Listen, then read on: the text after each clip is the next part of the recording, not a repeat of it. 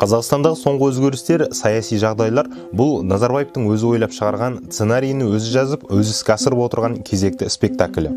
1990-95 жылы Қазақ КСР жоғары кеңесінің төрағасы, қоғам қайраткері Серік Болсын атаның қоғамдық позиция ДАТ республикалық апталық онлайн порталына берген сұхбатынан. Назарбаев халықпен келіспей ойына келгенін жасап, билікті узурпациялады деген мәселе туралы мен жұрттың бәрінен бұрын айтқанмын. 1993 жылдың аяғында жоғары кеңес халық мүддесі үшін жұмыс атқарып отырған шынайы парламент еді. Назарбаев болса, маңайындағыларды үгіттеп жүріп, 360 депутаттың 40 шақтысына депутаттық өкілеттілігін тапсырамын деп айтқызып, қол қойдырған. Марқұм Заманбек Нұрғаділовті де алдап сулап, Алматының қалалық және аудандық кеңестерін таратқызды. Кейіннен сайланған 13-ші кеңестің де жұмысы ұзаққа бармады. Оны да таратқызып, барлық билікті қолына жинап алды. Сөйтіп, тәуелсіздікке енді жеткен Қазақстанның бүкіл саяси билігі Назарбаевтың қолына тиді. Бұл біздің биліктің толық узурпациясының басталған сәті еді. Кеңестерді таратудағы негізгі көздегені тәуелсіз депутаттардан құтылудан бұрын Қазақстанның байлығы мен билігін өз қолына алудың мақсаты еді. Одан кейінгі депутаттардың барлығы жаңадан құрылған екі палаталы парламентке Назарбаевтың қалауымен тағайындалған адамдар болды. Жалпы екі палаталы парламент Қазақстанға сол кезде де бүгінде еш қажеті жоқ орган. Нұрсұлтан Назарбаевтың Наурыз мерекесінің алдында кенеттен мұндай шешімге келуіне әсер еткен жағдай жөнінде әркім әртүрлі пікір айтып отыр. Шындығына келгенде бұл туралы Назарбаевтың өзі де сізге дәл жауабын бермейді. Себебі бұл кенеттен болған оқиға емес, көп жылдан бері ойлап келген амалдың тұжырымы. Мұндай саясаттың түбі жақсылыққа келмейді. Біріншіден, Назарбаев биліктен кеткен жоқ. Керісінше, биліктің ең ұтымды жеріне барып орнықты. Өзіне қарсы шыққандарды жойып жіберетін билікті тізгіндеді. 2014 жылы Назарбаевтың байлығына ешкім қол сұқпау керек, өзінен бөлек маңайындағы туыстарының мүлкіне, банкідегі ақшасына ешкім тиіспеу керек деген заң шықты. Осы заңның қабылдануының өзі еш дәлелсіз-ақ Назарбаевтың және оның отбасының бай екендігін айқын көрсетіп тұр. Назарбаевтың жасап отырған әрекеттері жай сөзбен айтқанда пендешілік. Істеген істерін судай сіңіріп, балдай батыру керек. Ол уақытыға жетеді. Сондықтан Назарбаев билікті өз қолына неғұрлым ұзағырақ ұстауға тырысады. Тіпті өзінен кейінгі президент те Назарбаевтың адамы болуы керек. Қазір Қасым-Жомарт Тоқаевтың өкілеттілігін бір жылға ыңғайлап отыр. Бірақ менің ойымша осы жылдың ішінде сайлау өткізіледі. Сол сайлауда Тоқаевты президенттікке өтуіне билік бар күшін салады. Ал өтіп алғаннан кейін Қасым-Жомарт, саған рахмет, сенің жасың да келіп қалды. Енді мына жерге барып отыра тұр, ал президенттікті мен саған жасап берген жолмен Дариғаға бер деп, қызын Қасым-Жомарттың өкілеттілігі біткеніне дейін президенттікке ұсынады. Сонда Тоқаев елді 1-2 жыл басқарып, қалған 5 жылын Дариғаға береді. Егер мен Нұрсұлтанды жақсы білетін болсам, оның осындай жоспары болуы әбден ықтимал. Бүгінгі жағдайда халықтың пікірімен санасып жатқан ешкім жоқ. Сол халық әкесіне 30 жыл шыдадық, енді қызына 30 жыл шыдаймыз ба деген сұрақ қоюы әбден мүмкін. Алайда сол халықтың біреуі сен, біреуі мен. Біз солай ойлаймыз. Ал басқасы теледидардан Назарбаев осы қаланы өзі салып еді, сондықтан қаланың атауының өзгергені дұрыс. Назарбаев облыстардың бәрін көтеріп еді, оған көше атауын бергендерің дұрыс. Қазақтың қазақ болған Нұрсұлтанның арқасы, қазақ елі шекарасыз еді, бәрін жасаған Нұрсұлтан деп шулап жатыр емес пе? Оларды қайда жібереміз? Оның үстіне жетім жесірге, көпбалалы аналарға көмек беремін деп әрекеттеніп жатыр. Кішкене қарындары тойғаннан кейін сол аналар, әйелдердің өздері осы Нұрсұлтаннан артық ешкім жоқ деп шыға келеді. Қазақстанды дамыған елу мемлекеттің қатарына қосамын деп жүр. Ал шындығына келер болсақ, Қазақстан бұрынғы Кеңес одағының 15 республикасының ішінде 14-ші орынды иеленіп отыр. Дүниежүзілік рейтингтерді жасап жүрген сарапшылардың айтулары бойынша, Қазақстан әлемдегі 10 кедей елдің бірі. Жемқорлық жағынан біздер 138-ші орында екенбіз. Ал адамның өмір сүру индексі бойынша 100 шақты мемлекеттің ішінде 74-ші орындамыз. Осыған қарап, қайдағы елу мемлекет деуге тура келеді. Осы күнде экономикамыз өсіп жатыр деп мақтанамыз. Президенттің айтуы бойынша біздің экономикамыз жыл сайын 4%-ға өсіп отыр. Онысы рас, егер теңгемен есептесеңіз ғана. Ал доллармен есептейтін болсаңыз, ешқандай экономикалық өсім жоқ. 2013 жылдан бері Қазақстанның экономикасы ілгері жылжыған жоқ, кері кетіп жатыр. Бүгінгі сыртқы қарызымыз мемлекеттің ішкі өнімінен әлдеқайда асып кетті. Ал теңгемен есептеген кезде өсіміміз сол теңгенің девальвациясына байланысты болып отыр. Осы 2019 жылы экономиканы 5%-ға өсіреміз десе, осы жазда болатын девальвацияның көкесін көреміз. Теңге құнсызданып, оның нарықтық бағасымен есептеп экономикамыз өсіп жатыр деп тағы даурығып шыға келеді. Осы 4% өсім жөнінде біз дүниежүзілік экономикалық өсу қарқынынан алдамыз деп Назарбаевтың өзі бірнеше рет қайталап айтты. Ал көрші Ресей болса, оның жылдық экономикалық өсім 2%-дің аржақ бер жағын құрап отыр. Ресейдің алдына қойып отырған мақсаты дүниежүзілік экономиканың өсу қарқынына дейін жету. Сонда біздің сөзіміз бен ісіміздің алшақтығы сондай, өзімізді дамыған 50 елдің қатарына қосып, дүниежүзілік экономикалық өсімнен де асып түскен екенбіз. Президент Назарбаев елдегі күрделі экономикалық дағдарысқа жауап беруден қашып, ендігі жауапкершілікті Тоқаевқа аудара салудың амалын жасады. Қазір экономиканы түзету оңай шаруа емес. Біздің ішкі өнімді есептейтін болсақ, оның үлесінде нағыз экономика мүлде аз. Өңдеу өндірісі жағынан 1990 жылмен салыстырғанда 93%-дің көрсеткішіндеміз. Ауыл шаруашылығының жарты экономикасын жоғалтып алдық. Біздің өсіп отырғанымыз мұнай мен газдың арқасы. Ондағы көрсеткіш 135% болса, өңдеу өндірісі бойынша 1990 жылғы көрсеткішке жете алмадық. Өзге үлестер күнделікті қызмет көрсету мен сауда айналымының арқасындағы көрсеткіш. Шын мәнісіне келгенде, бүгін біз өндіріс, тауар шығару деген ұғымды әлдеқашан жоғалтқан мемлекетпіз. Киіп отырған киіміміз бен жеп отырған тамағымыздың басым бөлігі шетелдікі. Сол себептен экономиканы көтеруге шамасы жетпейтін Назарбаевтың өзі де бұны жақсы түсініп отырғандықтан бұл мәселені Тоқаевқа ысыра салды. Назарбаев президент болып сайланғанда Қазақстан өзге мемлекеттерге 1 тиын қарызы жоқ еледі. Ал қазір жалпы сыртқы қарызымыз 200 миллиард долларға жақындап қалды. Ендігі кезекте елдің әлеуметтік экономикалық жағдайына, халықтың әл-ауқатына жауап беруге кім міндетті? Назарбаев па, Тоқаев па? Біздің билік өзін-өзі басқарумен әлек болып жүрген билік. Назарбаев бастаған билік экономиканы да басқара алмай отыр. Тек құр сөз. Бір нәрсені айтқанда дұрыс айтады да, бірақ соны қалай іске асыру керектігін өздері де білмейді. Экономика дегеніміз мініп жүрген оңға бұрсаң оңға, солға бұрсаң солға бұрыла қоятын көлік емес. Экономика деген өте күрделі жүйе.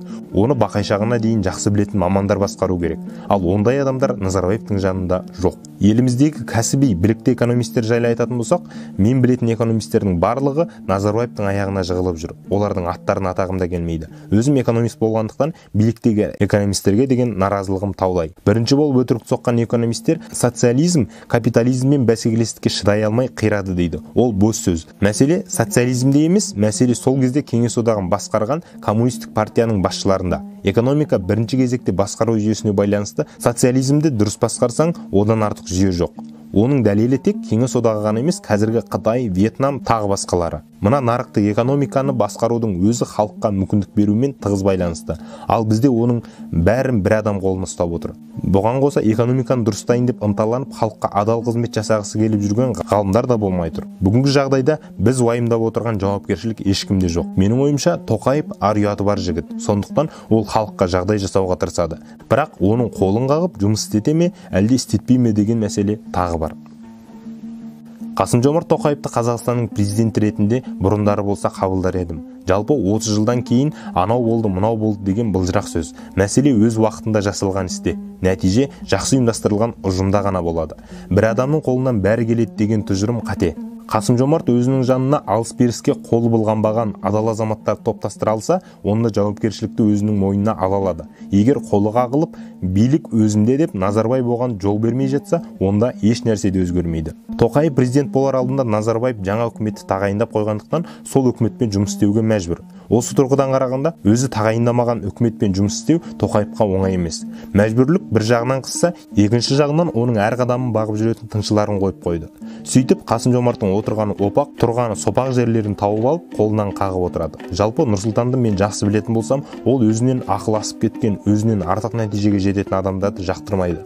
Ол Қасым-Жомартты президент қылып тағайындаған соң, жағдайдың бірден түзеліп кеткенін қаламайды. Мен мұны Назарбаевпен үзеңгілес болып, оны жақсы білетіндіктен айтып отырмын. Қазір біз Назарбаевтың өтірігіне ғана сеніп отырмыз. Егер Назарбаев президент ретінде 8 немесе 10 жылын атқарып, о бастағы заңда көрсетілгендей орнын босатқанда қазірге дейін бірнеше президентті көріп, олардың жұмысына салыстыру жүргізуге мүмкіндігіміз болар еді. Ондай мүмкіндік бізде әзірше жоқ. Тоқаев мырзаның жеке саяси азаматтық тұлғасына тек жақсы деген баға беремін. Оның қажетті тәжірибесі бар. Президент Назарбаевтың маңайындағы адамдардың арасында Қасым-Жомарттың шоқтығы биік азамат. Дәл осындай саяси интригалық ауыс түйіспен бүкіл халықтық сайлау өткізбей-ақ Дариға Назарбаеваның президент атанып кетуі әбден мүмкін. Назарбаевтың қулығына құрық бойламайды. Ол өз басына қатысты дүниені өте мұқият жасайды. Ол жағына мойындауымыз керек. Назарбаевқа жететіндей саясаткер кем-де-кем. Сол себептен ол келесі сайлауда Қасым-Жомартты президент қылып сайлап алып, жаңа айтып өткенімдей, Қасеке, менің саған жасаған жақсылығым осы, енді келісіп жұмыс жасайық деп, Дариғаны сайлаусыз-ақ президент жасауға мүмкіндігі бар. Елде жасанды түрде болсын, саяси билікте өзгерістер болып жатқан кезде парламентті тарқатып жаңадан сайлау өткізудің қажеті шамалы. Бізде парламенттің бар жоғы халық үшін бәрібір. Егер жаңа парламентке осыған дейін тағайындағандай өз адамдарын кіргізетін болса, ол сайлауға бекер шығын жасап, халықтың ақшасын құртудың еш қажеті жоқ. Сол себептен қазіргідей парламенттің келіп кетері жоқ болғандықтан сайлау өткізудің өзі орынсыз деген пікірдемін. Астана қаласының атауының өзгеруіне байланысты мәселенің мән-жайын ертеректен бастайын. О баста мен еліміздің астанасын көшіруге қарсы болғандардың бірімін.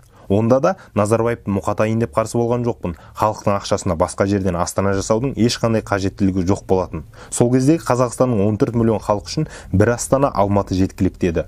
Осы мәселені жоғарғы кеңес бекітіп берсін деп ұсыныс жасағанда күн тәртібіне де қабылдатпай қойғанмын. Сол пікірім осы күнге дейін өзгерген жоқ. Астананы салу үшін 10 триллион теңге қаржы жұмсалды. Осы ақшаны экономика мен әлеуметтік жағдай түзеуге жұмсағанымызда айтып жүрген 50 мемлекеттің қатарына әлдеқашан кіріп кетер едік. Астанаға кеткен ақша суға ағып кеткен ақшамен бірдей. Астанада халыққа пайдасын әкеліп отырған өндіріс нысандары жоқ. Біздің көріп жүргеніміз билік отыратын әкімшілік ғимараттар, спорт пен мәдениет кешендері, олардан экономикалық тұрғыдан еш пайда жоқ. Тек қана шығын. Астана өзін-өзі ақтады, бюджетке ақша құйып отыр деп жүргеніміз бос сөз. Әрине, Астанадан салық көп жиналады. Оның себебі шикізат кәсіпорындарының өндірісі басқа аймақта болғанымен, кеңселері Астанада орналасқан. Ол кеңселерді басқа қалаға көшірсең, түсіп отырған салықты сол қалада жинап бере салады. Негізі, осы Астананы Назарбаев өзі үшін салып отырғанын бұрыннан сезгенмін. Ол Түркияға барып келген соң, олардың астанасы өзгерген, бізде астанамызды қай жерден салсақ болады деп менімен ақылдасқан еді. Мен Ататүрік астанасын еріккеннен Анкараға көшірген жоқ. Ол басшы болып, реформалар жасайтын уақытта Стамбулда революция болды. Сондықтан Анкараға қашып келіп, оны Астана жасады. Ал сіздің қашатын еш себебіңіз жоқ. Қиын-қыстау заманда астанамызды көшіру ретсіз деп біраз тоқтатқан едім ол кісіні. Бірақ жоғарғы кеңесті тарқатып жібергеннен кейін өз ойын бәрібір жүзеге асырды. Марқұм Әбіш Кекілбаев төрағалық жасап отырған уақытта туған күніне сыйлық жасағандай жоғарғы кеңестің қаулысына қол қойдырып алды. Біз болсақ ол кезде жұмыстан қуылдық. Сондағы біздердің бар ойлағанымыз жұмысымыздың ілгерілеуі, зайырлы мемлекет құру, адалдықтың үстемдігін орнату еді. Тіпті бір кездері Украинаның сол уақыттағы басшысы Кучма тым үлкен еңбекақы алады екен, біздің президенттің айлығы қандай деген сөздер айтыла бастады. Сол кезде мен Нұрекеңмен келісе отырып, сіздің атыңызды қорғау үшін президент пен министрлердің еңбекақысын жоғарғы кеңестің төралқасы тағайындасын деген ұсыныс жасадым. Ондағы көздегенім өзі би, өзі қожа болғандықтан президент үлкен еңбекақы алып отыр деген сөз тумас екен дедім. Адамның пендешілігінің кесірінен бұның бәрі кейіннен далада қалды. Жоғарғы кеңес таратылды. Жалпы басқару жүйесін жақсы білетін адамдардың бәрі қуылған кезең сол жылдар еді. Сөйтіп бірінші президенттің маңайында қулық сұмдықтың адамдары топтасып, солардың заманы орнықты. Ал Астананың жаңа атауына келер болсақ, Назарбаев Астанамызды түбінде өз атымен қойып кету үшін өзгертті. Ол айдан анық, күннен жарық нәрсе. 1994 жылы жоғарғы кеңес Астанамызды көшіруге рұқсат берген уақытта Назарбаевтың түпкі мақсатын жұрт айтқанмын. Сол айтқаным міне орындалып жатыр. Астананың атауынан бөлек, тіпті Әнұранның авторлығын өзіне жаздырып, ол дүниеде жатқан адамдардың еңбегінде өзіне емденіп алды емес пе? Әрине, Назарбаев қаланы салғызды, бірақ ол үшін өзіне бір тиын да жұмсаған жоқ. Астана халықтың тері мен қанына салынған қала. Ал енді Нұрсұлтан атауының қаншалық сақталатыны келешек ұрпақтың еншісінде.